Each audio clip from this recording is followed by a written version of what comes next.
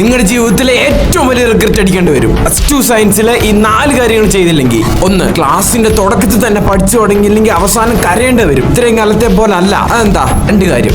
ഒന്ന്, കണ്ടിന്യൂറ്റി ഉള്ള subject, physics, maths, അതെല്ലാം ചീറ്റിപ്പോവാൻ ഈ ഒറ്റ കാര്യം മതി. അത് മാത്രമല്ല, ഡിഫിക്കൽട്ട് ആയിട്ടുള്ള സബ്ജക്ട്സും കൂടാണിത്. പേടിക്കണം. രണ്ടാമത്തെ മോസ്റ്റ് ഇമ്പോർട്ടന്റ് ആയിട്ടുള്ള കാര്യം ലാസ്റ്റ് പറയാം, അല്ലെങ്കിൽ ഒന്നും മനസ്സിലാത്തില്ല. 2, ഫുൾ A+ നേടാൻ ഇതിലും ഈസി വഴി വേറെ ഇല്ല. പ്രത്യേക രീതി, ഡിസിപ്ലിൻ ബിൽഡ് ചെയ്യണം. എന്താ, ഞാൻ ഇത്രയും എക്സ്ട്രാ ആക്ടിവിറ്റി ചെയ്യുന്നതിന്റെ ഇടയിൽ പഠിച്ചിട്ടും എനിക്ക് ഫുൾ A+ 95% മാർക്കും കിട്ടി. ഗ്രേസ് മാർക്ക് ഇല്ലാതെ ഞാൻ എക്സാം ഇല്ലാത്ത സമയത്ത് ഡെയിലി എന്ത് നടന്നാലും 1 മണിക്കൂർ വർക്കൗട്ട് ചെയ്യുമായിരുന്നു.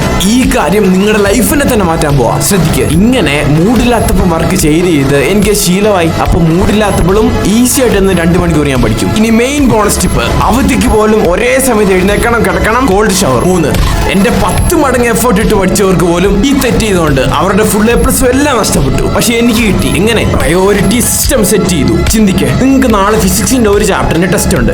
പഠിച്ചില്ലെങ്കിൽ ടീച്ചർ അടിച്ച് തെരുവിളിച്ച് മൊത്തം നാറ്റിക്കും. വീട്ടിലും വിളിച്ചു പറയുന്നു വിചാരിച്ചോ.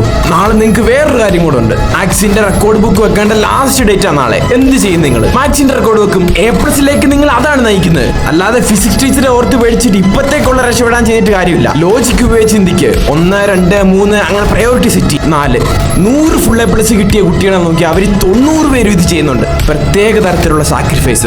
എങ്ങനെ പറയാം? A+ നേടാൻ സഹായിക്കാത്തതും നിങ്ങൾക്ക് മോശമാണെന്ന് തോന്നുന്ന കാര്യങ്ങൾ സാക്രിഫൈസ് ചെയ്യണം. ഏതൊക്കെ? ഫ്രണ്ട്സിനോട് കറങ്ങുന്ന, റിലേഷൻഷിപ്പ്, നിങ്ങൾ സ്കൂളിൽ നടക്കുന്ന പൊട്ടപ്പരിപാടിക്കൊക്കെ പോയി വായം പൊളിച്ച് നിൽക്കുന്ന, എല്ലാം കൂടെ ഒരുമിച്ച് നടക്കത്തില്ല. നിങ്ങൾക്ക് തീരുമാനിക്കാം A+ഓ അല്ലെങ്കിൽ വേറെ പൊട്ട കാര്യങ്ങളോ. ഇനിയാണ് ഏറ്റവും ഇമ്പോർട്ടന്റ് കാര്യം. ഇത് ചെയ്തില്ലെങ്കിൽ ഫുൾ വീഡിയോ നിങ്ങൾ വെറുതെ കണ്ടേ. മെന്റൽ ആൻഡ് ഫിസിക്കൽ കാര്യങ്ങൾ ഇതുപോലെ നോക്കിയില്ലെങ്കിൽ അവസാനം പ്രഷർ താങ്ങാൻ പറ്റാതെ നിങ്ങൾ പൊട്ടിത്തെറിക്കും. ആദ്യം ഞാൻ ഒരു കാര്യം പറയാന്ന് പറഞ്ഞില്ലേ, ശ്രദ്ധിച്ചു കേട്ടോ. Record, lab, practical, improvement, main exam, assignment, note, grace മാർക്കിന്റെ സെറ്റപ്പ്, വീട്ടിലെ പ്രഷർ ഭയങ്കര പാടാണ്. അതുകൊണ്ട് ഡെയിലി മെഡിറ്റേഷനും ചെയ്ത് ഡയറ്റ് മെയിൻറ്റെയിൻ ചെയ്ത് ഡെയിലി വർക്കൗട്ടിനും ചെയ്തില്ലേ ഒന്നും നടക്കത്തില്ല. ഇനി ലാസ്റ്റ് മെയിൻ കാര്യം, ഇതെല്ലാം കൂടി എക്സ്പീരിയൻസ് ഇല്ലാത്ത നിങ്ങൾ ചെയ്യാൻ നോക്കിയാൽ ഫുള്ള് ചീറ്റിപ്പോകും. നിങ്ങളുടെ A to Z പ്രശ്നങ്ങൾക്ക് സൊല്യൂഷൻ തന്ന് ഡെയിലി എന്തൊക്കെ ചെയ്യണമെന്ന് ഫുൾ ഇൻസ്ട്രക്ഷൻ പറഞ്ഞു തന്ന്, സ്റ്റഡീസിലെ doubt solving, accountability coach, direct calls, ഇതെല്ലാം തന്ന് ഞാൻ ചെയ്ത ടിപ്സും ട്രിക്സും എല്ലാം പറഞ്ഞുതരാം. ഈ നമ്പർ വാട്സപ്പ് ചെയ്യേ. ചാനൽ വീഡിയോസ് എല്ലാം കണ്ട് വിശ്വാസമായിട്ട് മതി.